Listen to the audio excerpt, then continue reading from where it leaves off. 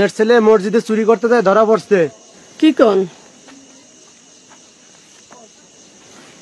আমার সাল তো শোন না। আব্বা তোমার কেউ মারছে টারছে নাকি? আহারে পোলাটা আমার বিয়ান রাত্রি শুধু কাটা ভাত খেয়ে রোজা রয়েছে, গেল মসজিদে একটু ইফতার করতে। পোলাটা আমার ও করিমের বাপ, করিমের বাপ শিগগিরি বাইরে আসো দি।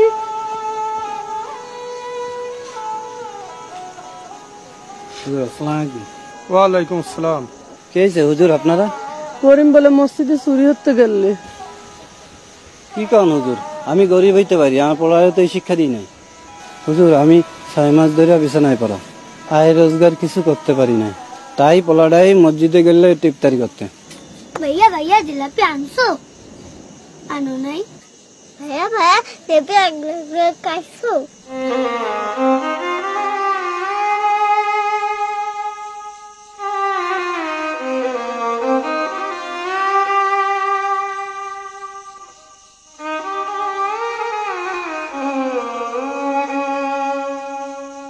ভাইয়া তুমি না কইছিলে আজকে জিলাপি আনবা?